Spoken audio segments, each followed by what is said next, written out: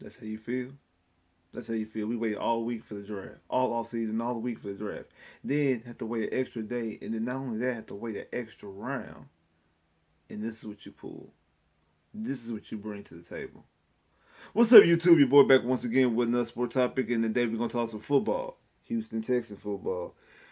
I know it's been a minute, y'all. I know. I already know what y'all saying, man. Spence, what's going on? Where you been at? I'm gonna be honest with you. I'm gonna be completely honest with you. This is a disclaimer. I'm gonna be completely honest with you. I have been football depressed. I ain't gonna lie to you. I'm gonna keep it all the way a buck, keep it all the way 100. I have been completely football depressed. The situation with Deshaun Watson off the field, and also the whole demand of trade situation, off-season moves, off-season acquisitions, as far as roster control, personnel, just all the things. It's like I ain't gonna lie. Like I just been completely football depressed. But it's in the for draft. It's time to break these guys down. It's time for me to get my grades. And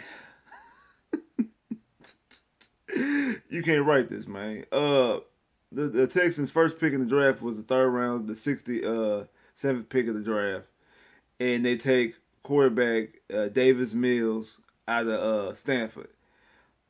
I'm gonna be honest with y'all. I give this pick a F, a complete F. One, it's a wasted pick, an absolute complete wasted pick. It's wasted on so many levels. It just really is. But one of the main levels is that I don't see dude ever playing. I don't see him playing significant minutes unless something happens to Tyrod. I don't see him playing significant amount of snaps because, and this is one of those rare situations that both worst case and best case scenario are pretty much the same, just from different reasons. In both of those scenarios, is he never gets on the field. Best case scenario, and it's not even the Texans keep Deshaun Watson and Deshaun Watson's your quarterback for the next 10 years. If you trade Deshaun Watson and get back a haul, you're going to either A, get a quarterback in said haul, like if you trade him to Miami and you get Tua back, or you trade him to one of these teams who just drafted a quarterback like the San Francisco 49ers, the Chicago Bears, or the Jets, you getting back Wilson, Fields, or Trey Lance. So you're getting back a quarterback. Or if you trade for a plethora of picks, maybe if you trade them to Denver, or you trade them to Carolina, or you trade them to what's another team that might roll the dice on them. Oh, if you trade them to Seattle and you bring back Russell Wilson, like if you trade them for a whole bunch of picks, and this Texan team is bad, which they pretty much are going to be. They won 4 games with Deshaun Watson. You take Deshaun Watson out the mix, which you think you're going to win, especially as the AFC South is getting better. You're going to end up having top 5, if not the number 1 pick in the draft. You're going to draft a quarterback. So either way it go, he ain't playing because either you get a quarterback in the trade for Deshaun Watson, or you're going to position yourself to draft a quarterback. And the biggest outlier, if Deshaun Watson ends up playing for the Houston Texans again. And then that's the best case scenario. The worst case scenario is that he absolutely can't play. He's not good, and he doesn't get on the field. So in that metric, it's a wasted draft pick. You could have went anywhere else. You could have drafted a corner, safety, linebacker. You could have went anywhere else. Running. You could do because the Texans were in a good spot as far as this is that they have so many holes. They could draft any position. Only position they probably weren't going to draft was obviously punters and kickers. And more likely they wasn't going to draft, in my opinion, they weren't going to draft no tackles because you have a left and you have a right tackle.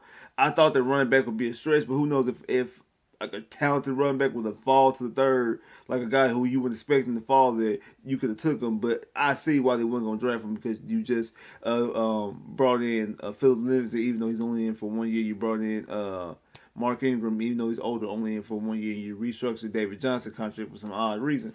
So I can see them not drafting a running back. But everything else was wide open. And you brought Davis Mills. And I'm going to be honest with you. I watched the tape. I'm nowhere near impressed. They really just drafted a short Brock Osweiler. Brock Osweiler was like 6'7". This dude, Brock Osweiler was 6'6", 6'7", something like that. This dude was about 6'3", 6'4". So yeah, he's not short football wise, but compared to Brock Osweiler, who's 6'7", if he's 6'4", he's short compared to Brock Osweiler, a guy who doesn't have a deep, strong arm. I mean, he doesn't have a bad arm. I ain't saying he Chad Pennington, nothing. But he don't have no strong arm. His arm doesn't pop.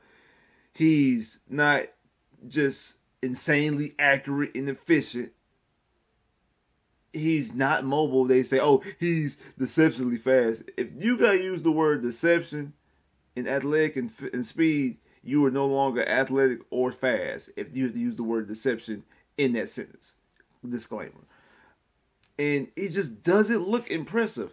If I'm not mistaken, he had with 2 injuries. It might be on the same knee. Like, he just doesn't seem impressive. I don't see him playing. I really don't. He's not gonna beat out Tyrod Taylor. And unless, like I say, something happened to Tyrod and Deshaun gets suspended, he's not gonna play. And the rumor is, word around league circles that people don't believe Deshaun's gonna play all this year. So he's basically an insurance policy. You already signed Tyrod Taylor. You traded for Ryan Finley. If you need a third tight end, RG3 still in the market. You can brought in RG3 to back up to be thrown in the mix. It's it was a wasted pick, and I'm gonna actually explain more about that later on after I get through with the rest of the draft and the grades. So that was their first pick, and then their second pick, the Texans jumped back up into the end of the third round and drafted Nico Collins, receiver out of Michigan. Nico's with like 6'4". He played at 230 2 years ago. He didn't play this past year because he opted out this past season. And I think they say he's down to 215, 220. So he's dropped 10 to 15 pounds from his playing weight. Good size, good hands, catches with his hands. Runs, I think, a sub 4.4. I think he runs a 4.4. So good speed for that size. I mean, you're talking about a guy who's 6'4", 230 running a 4.4. I mean, he's going to be a deep threat down the field as far as being a big body guy. The problem, he's not all that good at running routes. His routes are not crisp enough. He needs some work with that. So he needs to get with, in my opinion, needs to get with the footwork king. Also, he really needs to call Dre. He's in Houston. Call Dre to help you get some of your feet work right. I like the pick. I like the pick, but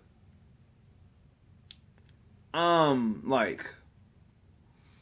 torn because I ain't gonna lie to you. I scouted Nico. I mentioned him previously before in the video I did back in December. I thought they would probably get him later. I thought he was more of a 4th or 5th round guy. But like I wanted the Texans to take a crack at Nico.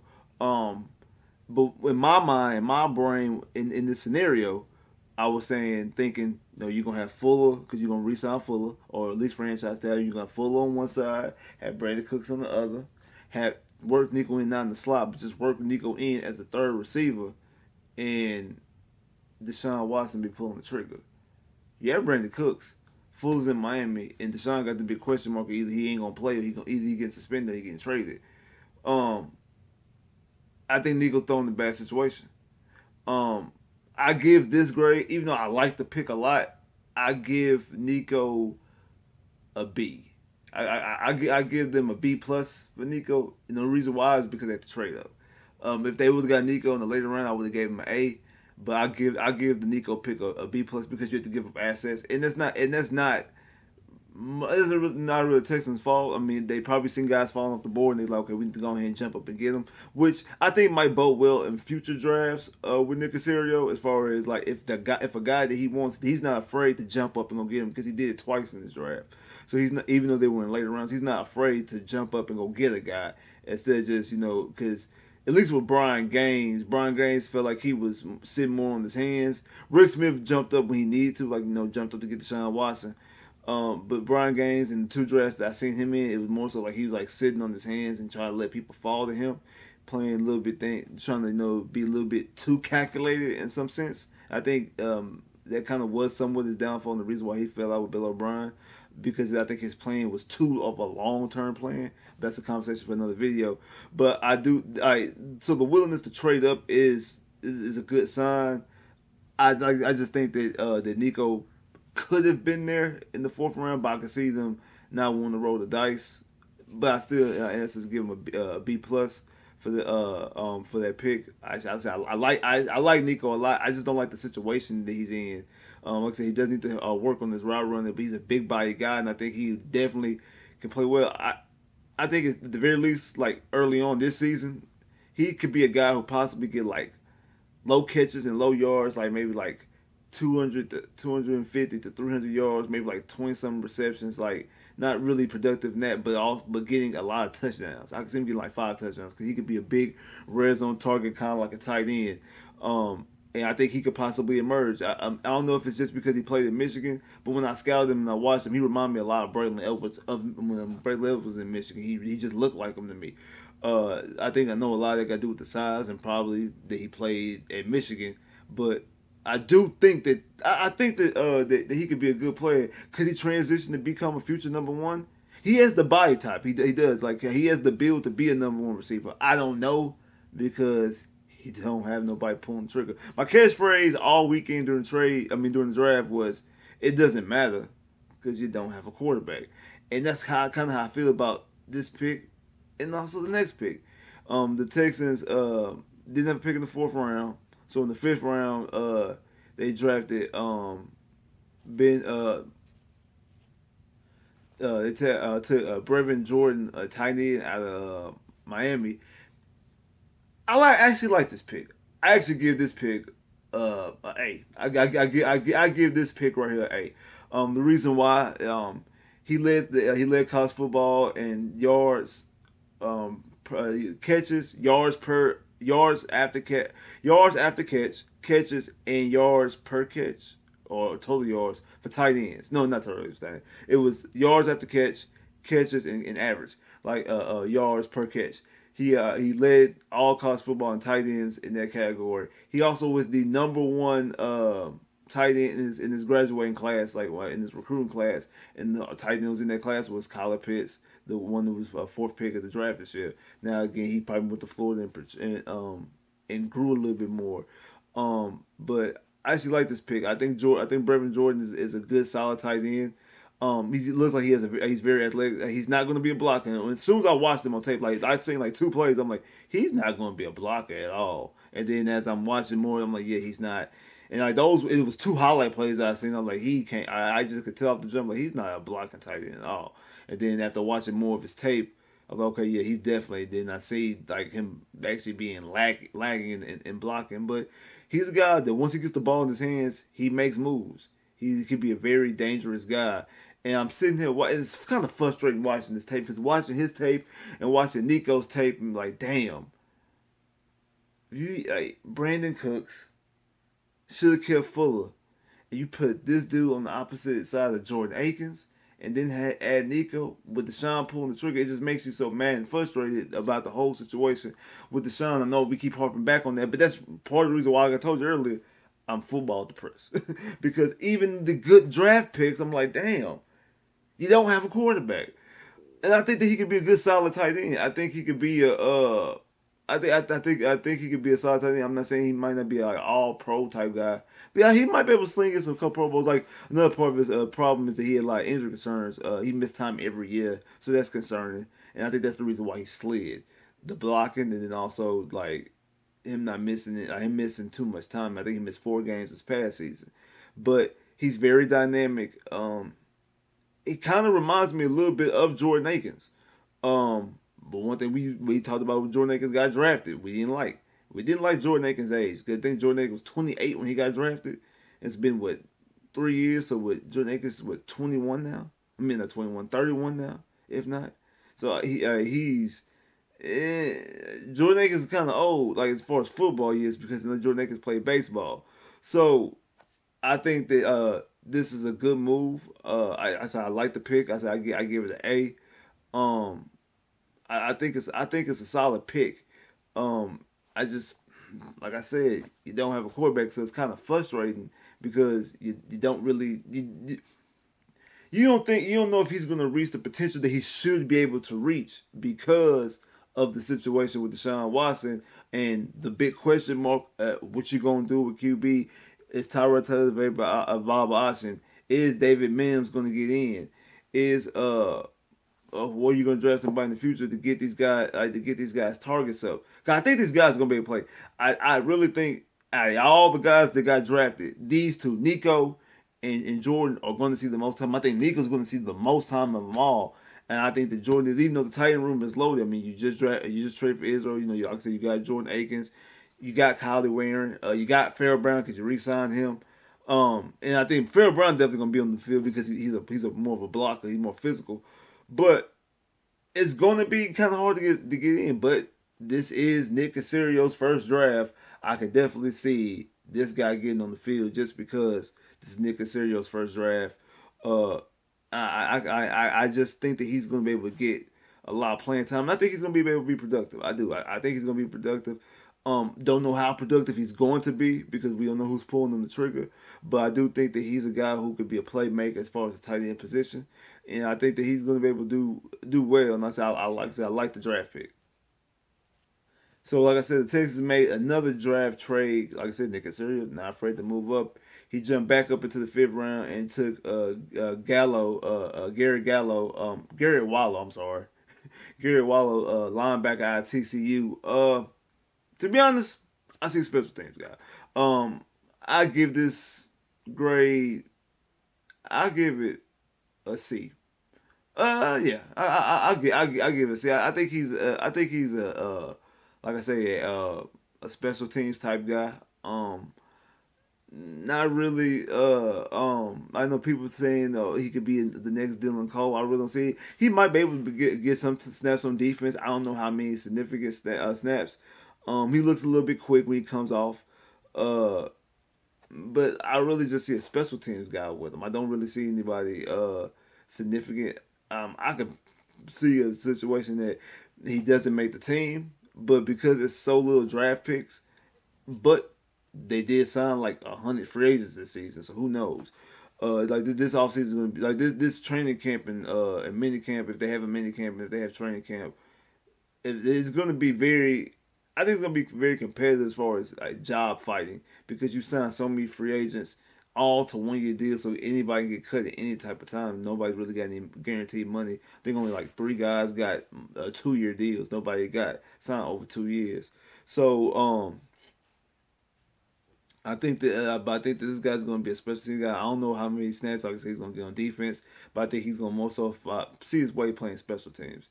And then the Texans sixth round pick, it took Roy Lopez, DT out of Arizona. I give this one a D, and the reason why is because he's undersized. I don't really see what he's gonna do because he's like 6'3", like barely 300 at defensive tackle. I don't really know how much push he gonna get. Doesn't really have a lot of tape. But he's like I said, he's a 6th round guy. I can see him not making the team as well. I don't think he'll be a special teams guy, so he's gonna have to be a guy who plays defense because of the position. I don't really know how many snaps he's gonna get. But again, because it's a low, like not that many picks in this draft, I do think a lot of guys can get on the field, maybe make the team. But everybody knows, like I said, that the headline of the draft is the first pick, David Mills, David Mills.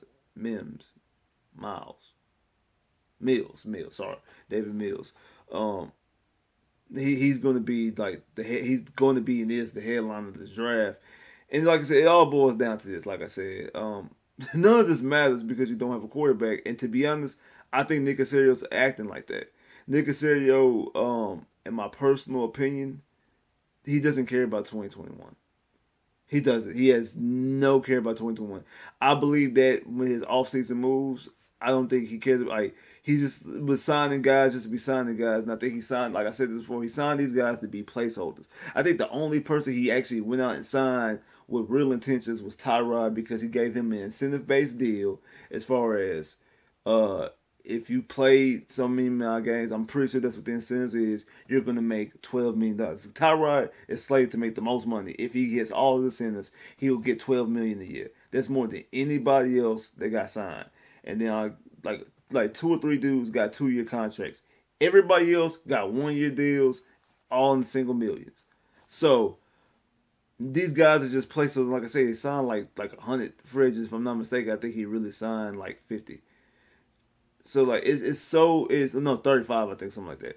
Like he it's so many free agents, and I think so many contracts, and I think the reason for that, like I said, they all placeholders because the plan is to get these guys. These guys gonna fall off the books next year, and when they fall off the books, we're gonna be able to cut some of these other bad contracts that we got, open up more cap space. That TV money gonna go up.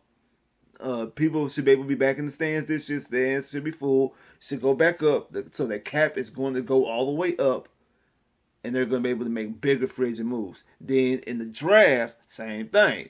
I'm gonna have my second pick at the very least. If I take and flip Deshaun to Miami, Miami will I think got 2 first rounds next year. They got first next year, and they got 2 in 2022. I mean 2 in 2023, and then I think they got 2 in 2024, something like that. So I can flip Miami, get these picks, or Chicago, wherever, Denver, whatever gets these picks, Philadelphia, whatever, get these picks. I could flip them somewhere, get these picks, and I'll have more picks to utilize in the draft. So I think 2022 is the real season that Nick Caserio really cares about. And I think that this season here is basically really just a throwaway season as far as the free agents and the draft. Like people saying the Texans have drafted their backup quarterback. Yay, we drafted our backup quarterback.